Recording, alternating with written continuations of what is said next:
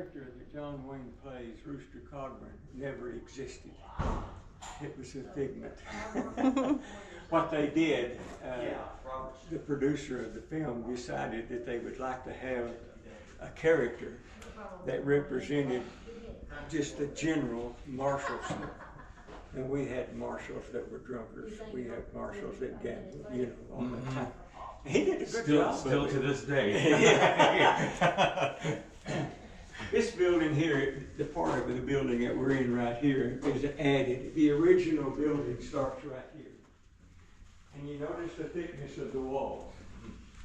And the reason for that is, initially, this was a mess hall. But later it became a jail. And they had to have a partition so that they could keep the women in one section and the men in the other.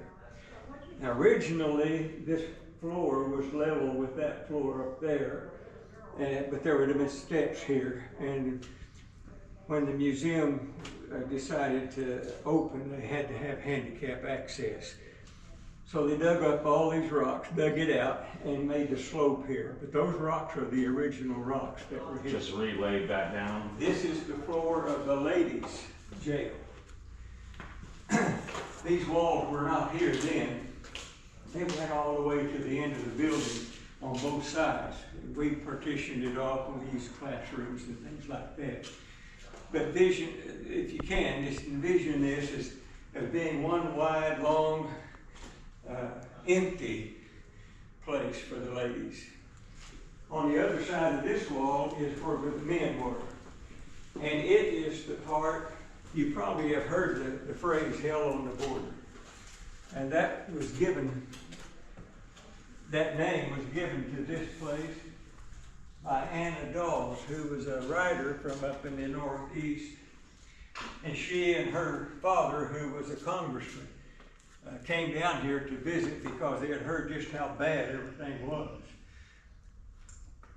If you can, picture from that wall to this wall, 70 people in here.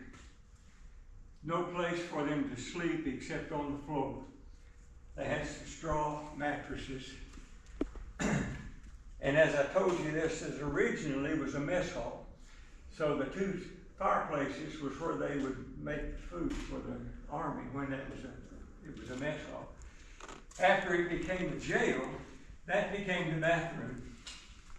They sealed up the chimney because they knew that someone would try to get out if they didn't.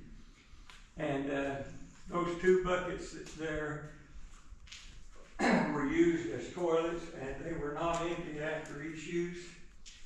They sometimes sat until they were totally full before they were carried out and dumped. So you can imagine the aroma that's here. Plus, these men have no way to bathe. The only thing they can do is have a wash pail over there for them to wash their hands and face. There's no toilet paper was given to them. So you can imagine kind of how it was. Now, we had it lit pretty good with these lamps, plus the walls, white windows have light coming in. But back then, on the other side of that wall was a guard room. The guards could look into here. Same way on that side. So the amount of light that was coming in back then was much less than it's now. There still were windows on the outside, but not a lot of light came in. In fact, the matter is, there was a situation where a Catholic priest decided to bring some brochures, try to rehabilitate some of the men. And they said, we can't read these. It's too dark in here for us to read them. And so he went out and got some candles for them and brought them in. And as soon as he left, they started putting those brochures into the cracks, and then they lit them with the candles and tried to burn a big hole in the ceiling and get out. It didn't work, fortunately. But it gives you an idea that the situation is we've got 70 people at least. Many times there was 80 to 100 in this room. No bathing facilities. Some of them are here for months. two different groups of people would be in here. Men who had been convicted in the trial and were waiting for either serving their sentence or awaiting whatever the sentence was, maybe the gallows out there. And also, if you were arrested for a crime, you would have to wait probably a month or two before trial, and they put you in here. I'm told that there were boys in here at 15, 16 years old, along with all the other older people. Some of the people in here probably were innocent. They just hadn't been tried yet. But the ones that were found guilty, if they were guilty of a federal crime, such as selling liquor to the Indians, rape, murder, that was the death penalty. And so they would be waiting to death. They wouldn't be happy. They really got in trouble a lot with the other guy, the younger people that was in here. There is a federal law still in existence today that any jail that is operational must have the outside doors locked 100% of the time. That requires 2 lockable gates in order to have one locked and the other one open. And that's what that little room there is. A lot of folks that come through here think that, well, that's where the lawyers come and talk to their clients. And yes, some of them did that. But primarily it's 2 locked gates or doors. That's solitary confinement. You know. Yeah, almost. That would have been a plus in this situation. Yes. There's a 40-gallon water jug there, barrel, that was brought in fresh every morning.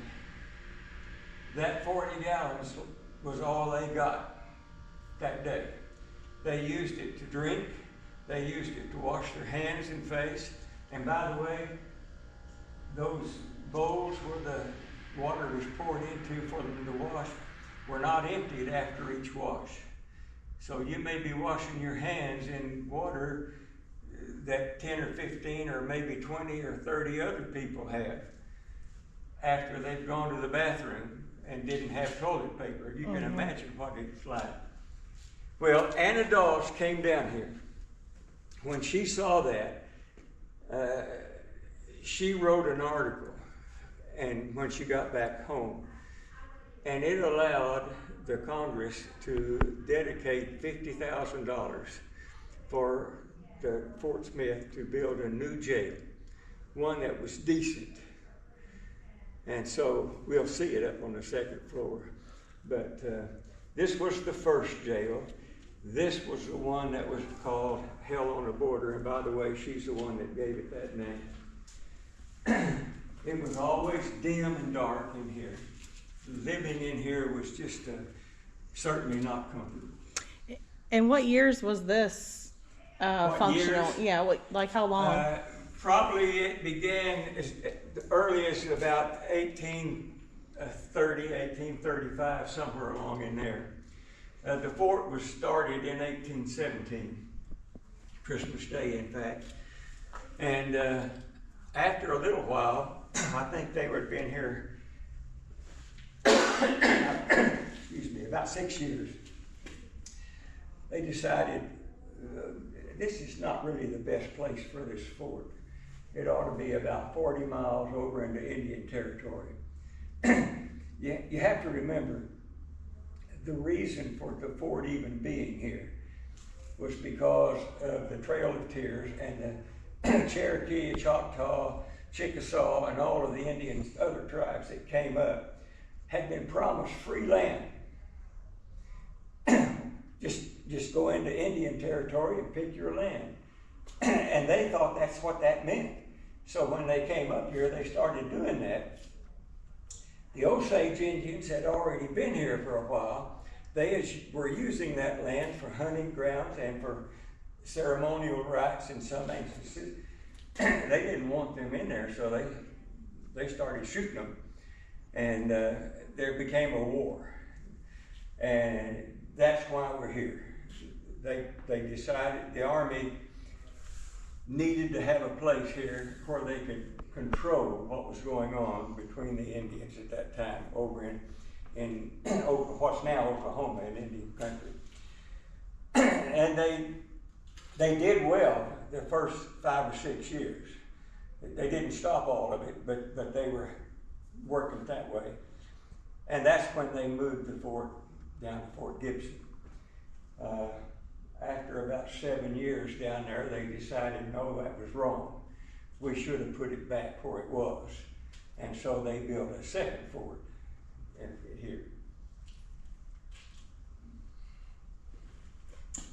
You can see a picture right there of the two jails side by side. Women on one side and men on this side.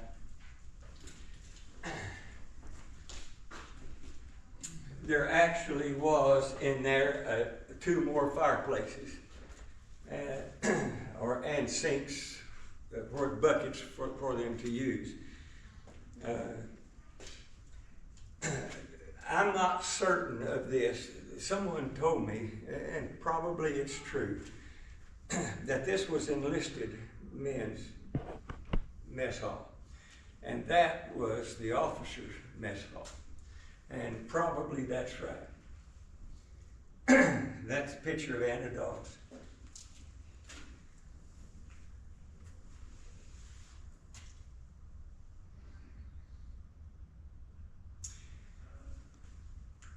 Since we had here 70, 80 men, when they built the second jail, they built it with actual cells, like a prison, sort of.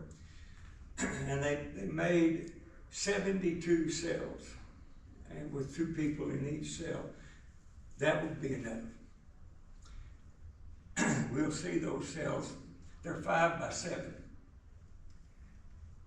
bunk beds, two men to a cell. You put 2 men in a 5 by 7 room without any light. Half of the room is taken up with the beds. There's just not room in there. Fortunately, what they decided to do was allow the men to circulate and intermingle with each other like they were doing down here, but under more controlled conditions up there. So when we get there, I'll show you how that was done. But there was an outer fence, let's say, chain. It was actually iron. And then there was an inner wall, and they could stay inside the inner wall and open their cells. All the cell blocks could be open, and they could mingle around with it that way. But come nighttime, they had to be in their beds, and they locked those cells. Unfortunately, 5 by 7, 2 people can get along. Not comfortably, but they can get along. And then we started having more people. And eventually we had as many as 3 and 4 people in each cell. And that's bad. They could not, what I'm told that they did was they said, okay, you can sleep in the bed for 5 hours or 6 hours. And then when you get through, I'll sleep in the bed for 5 hours or 6 hours or 10 or 12 or whatever thing was. But 4 men, can you picture that in a 5 by 7 when half of it is taken up with bed? That's not easy. All right, you ready? Let's go up. A tornado came through in the 90s. And destroyed it. And when the committee finally decided to make this into a museum, they wanted the jail to be as accurate as possible. And so they got in touch with the company that made the jail, that built the jail. They're in Missouri, still in business today. They had the original blueprints, and they said, we'll be glad to come down and rebuild it. And they said, well, okay, but we want it to be a kind of a cutaway so we can walk through it and people can see what it was like, rather than have just a big building they're made out of brick.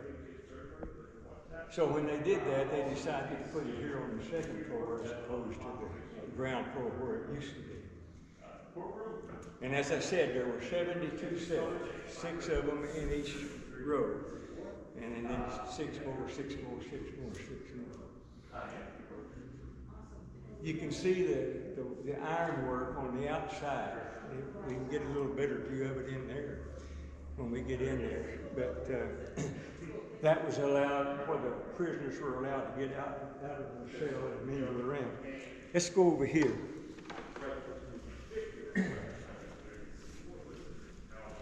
You remember those 2 buckets that was used for toilets downstairs? Well, unfortunately, they were used up here too. But they came up with what they thought was a good idea. And they made into each cell a chamber for that bucket. And it sat on that. And when that's closed,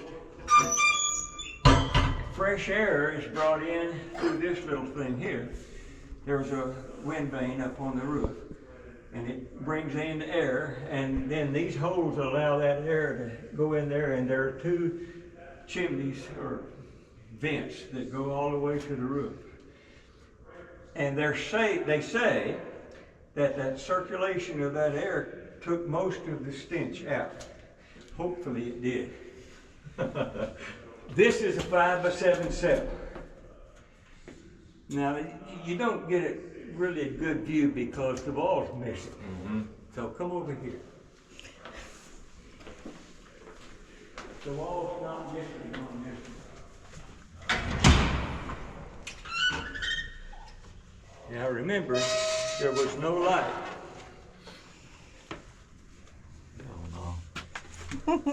This is like your bedroom when you were little. Dang, and can you imagine 4 people living in here? Now 2 men could get along all right, I guess. Yes. Yeah. But 4 men would be a little tough. Yeah. I don't know who put that stool in here. That's not original. The top bunk would be nice with the fresh air right here. For real. Or not so fresh air, who knows? Yeah.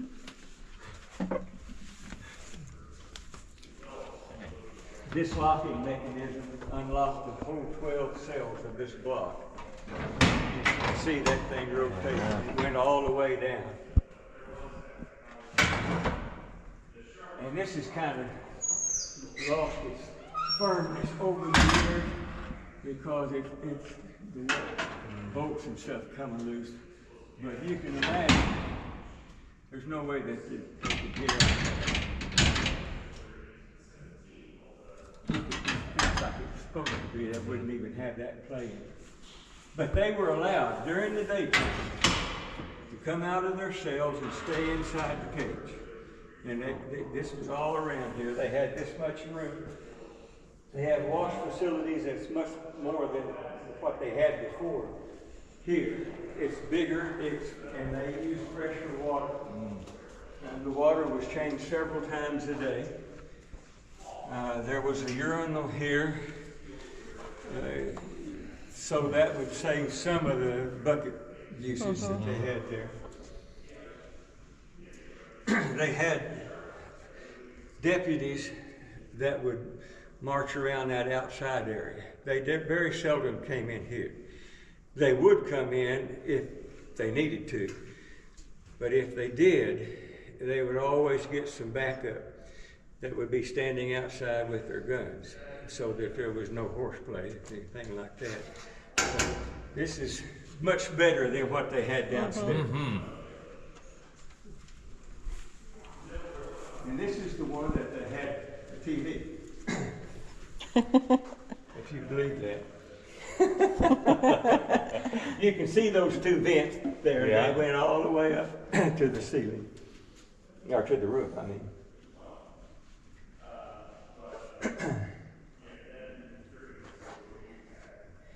Now, as I said, the whole reason for us even being here, for the fort being here, was the fact that the Indians had been promised free land. If you live around here, you know this already. But if you don't, what's now the state of Oklahoma was all called Indian Territory back then. And especially this eastern part. The Osage Indians had come down from Canada, well, from Nebraska to start with, and come down, and they were using this area right here as their, like I said, hunting grounds, and they were doing even some farming. They had some crops growing. Well, when the Cherokee were the ones that was the most advancing, I guess, because what they was promised. And I can understand that, because what the government told them was, if you agree to come up here, we'll give you free land. What they thought that meant, and it's reasonable for them to think this, okay, I'll come over, find me a spot, that's my land. And that's what they were doing, until the Osage got involved in it, and then there was war.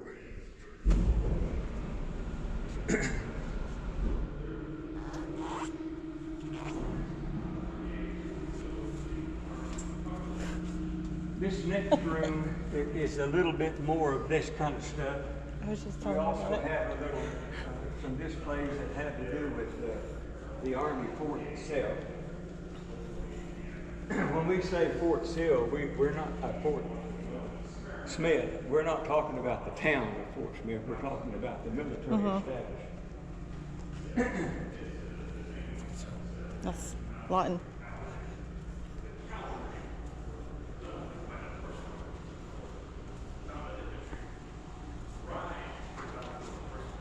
That's kind of interesting. That was a new idea for this year, and that gets erased every once in a while. As you can see, that especially the kids, they loved it. Yeah.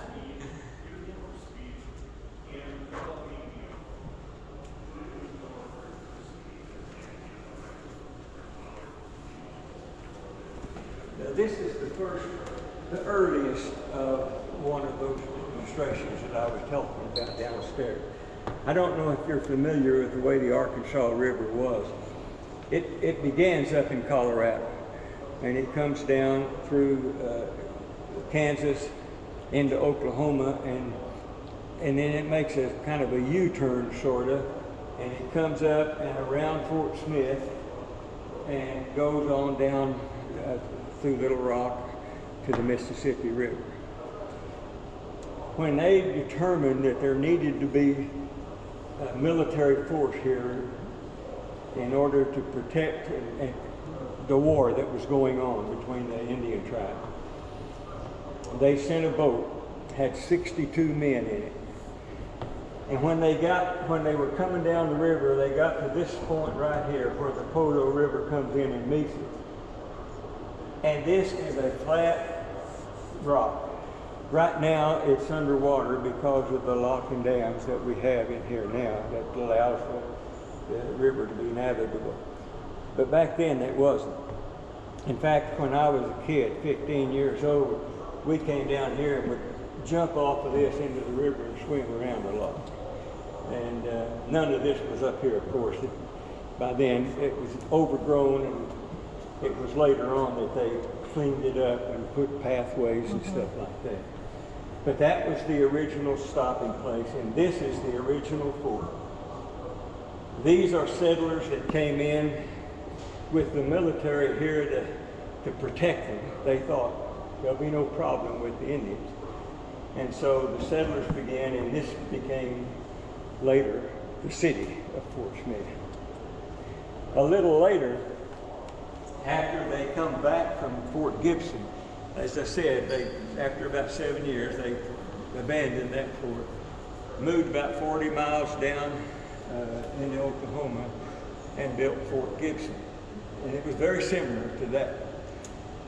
But then they determined that it actually needed to be back where it was. And so when they came back, they built the second fort. That's what this depicts. This is depicting a wall that was around the fort. Initially, it was going to be 12 foot high, 2 foot thick, solid rock. And they started back in here, and by the time they got to here, they decided, well, maybe 8 foot's good enough. When they got up here, 6 foot was good enough. And they ran out of rock over here. And you can still see where the footing of where those were if you walk around outside. But there's just a little section of one that they built back. But that was the second fort. And then we come to here. And it's the same fort, but the town has grown now. And they have made some advancements. I really have no idea what these represent, but I'm told that they were gardens that they had in there. So I'm assuming that that's what that was. The city is now much larger. And this is 1897, and a new courthouse is built. That's what this is. It's on 6th Street. It's also a museum. It's open if you want to tour it. They have the original chair that Judge Parker used over there in the courtroom. We have to get one that was made by a woodworker, but when you put them side by side, you can't tell them apart. He was a very experienced guy. We stayed right across from that building last night. And this is Judge Parker's court, the original one. The only thing that's still original are the posts, the clock on the wall, and that red water container down there is original. Now, we had photographs and we have documents that describe the furnishings and what they look like and that kind of thing. With all of those, this woodworker that they hired built the new desk and things up there, even built that chair. But those are not real. Now that desk is real, but that's the desk that the judge had when he was a congressman in Washington, D.C. When they assigned him here as a federal judge, he brought his desk with him. And I think he used that at the very beginning, but later it's this. You can see a picture of him, a portrait. That's when he came. 20 years later, he looked like that. He suffered kidney disease. It wasn't treatable back then. And they kept telling him, the doctors kept telling him that you're working too much, that you need to take some time and rest. He spent 14 to 16 hours a day in this room. And it was not just 5 days a week, it was 7. So he really worked himself to death. This is where the defense table would be, and the person who is standing trial would be in one of those 2 chairs. Behind him are 2 chairs where the deputies would be sitting. They would have escorted him in. Once he was sitting down there, they would take their position there. Back in that far corner is where the bailiff would be sitting. He would call things to order, and most of the time he slept, I think. The chair beside the desk is where the witness that was being giving testimony would be sitting. Prosecution is on this side. Those 12 chairs were for the jury. And as you probably know, at that time, women were not allowed to vote. One of the requirements to be a juror on a federal jury is that you had to be 21 years old and you had to have voted in a national election. So all of the juries, up until about 1919, were men. Men only. On the other side of that big door going out is a porch. And in fact, you can look down. Let's just go in there and let you look down there, because I'm going to tell you a story that I find interesting. You may not. But if you'll pull that curtain back and you can look outside and you'll see the porch and you'll see the stairway going down.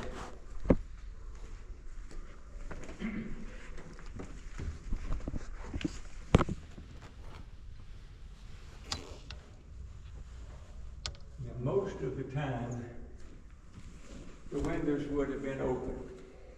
They didn't have air conditioning back then, and so the windows would have been raised up, and that bottom half of it would have been open. Curtains probably would be blowing out, depending on whether the wind was going this way or that way. In between witnesses, a witness had just testified. And I don't know whether his testimony, or maybe it was the bulk of the testimonies up until him, but the fellow who is on trial decides that things just doesn't look like it's going to go well for him. So he decides, the window's open, he'll just jump out, down the stairway and cross the river and be gone, you know. So he jumped up. There's two different versions of the story. One version was he ran around here and was about to jump out the window. The other version is he got on top of the table and jumped over on top of this table and then jumped down onto the floor and was getting ready to go. I don't know which one is true. The bailiff was kind of heavy set and half asleep, so he's slow getting up. The two marshals back there are also slow to get up. The two marshals do get up when he's about right here. He hadn't got up yet. And the guy is about to jump through the window onto the porch. The judge tackles him. He just swivels around and slides out of his chair and tackles him. And he tells him, as he tackles him, don't fight back. But the guy did. He was fighting back, trying to get loose. And the judge kept telling him, don't fight back. It's a federal crime. Don't fight back. But he did. Well, by that time, the marshals come over and they've got him. And